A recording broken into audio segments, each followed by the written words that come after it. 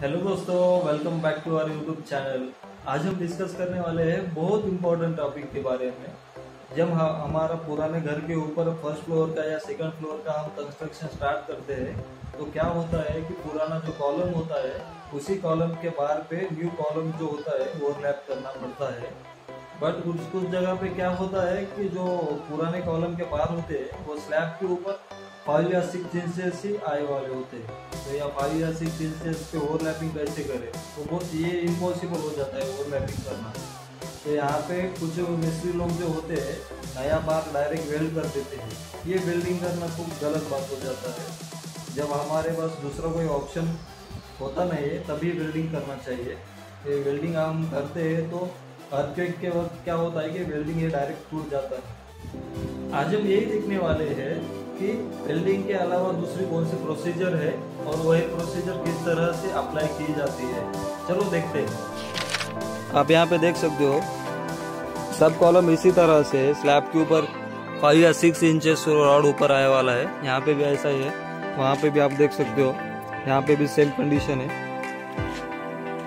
यहाँ पे भी सेम कंडीशन है।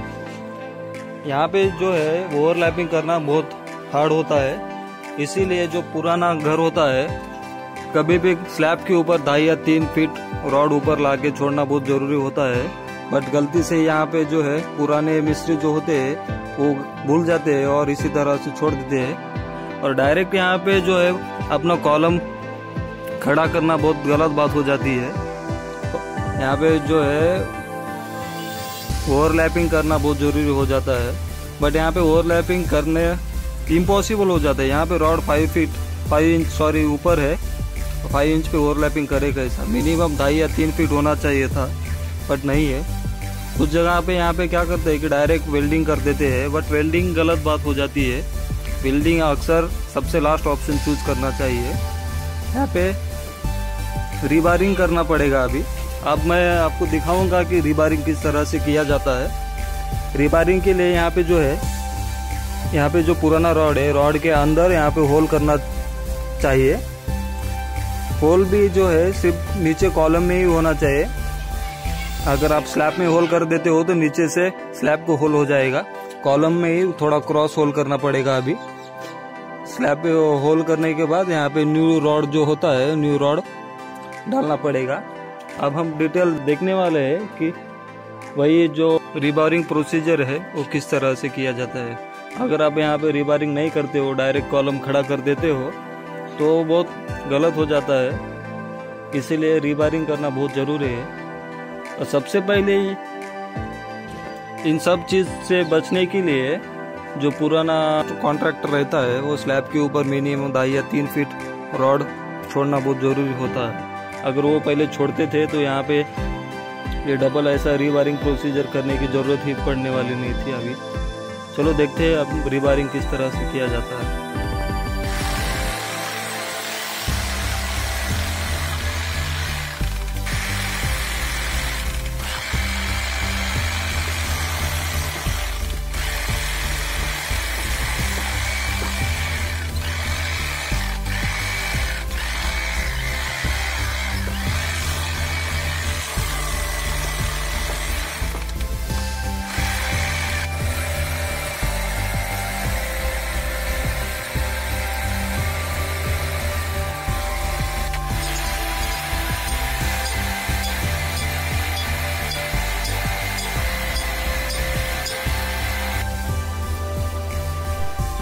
इस तरह से अंदर ड्रिल करना है। आप देख सकते हो ये ड्रिल होने के बाद जो होल होते हैं ये सब होल को पानी से पूरा क्लीन कर लेना है। अंदर जो मिट्टी जाती है मिट्टी निकाल देना है। और ये होल होते हैं मिनिमम 10 to 1 फीट होने चाहिए। और ये होल होने के बाद ये हमारे पास ये मिलता है MOI के आर्मेंट। अब दूसरा कोई सोल्यूशन मिलता है तो वो यूज़ कर सकते हो। इस तरह से वो पाउडर एंड केमिकल फॉर्म में मिलता है, वो मिक्स कर लेना है।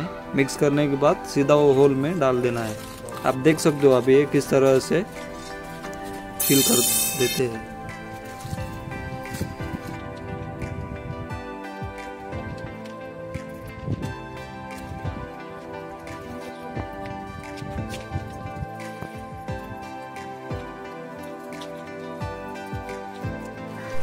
केमिकल अंदर फिल करने के बाद इस तरह से जो है बार अंदर ठोक देना है, तो तुरंत ही 5 मिनट में सेट हो जाता है। कुछ इस तरह से रीबारिंग प्रोसीजर कंप्लीट हो जाती है।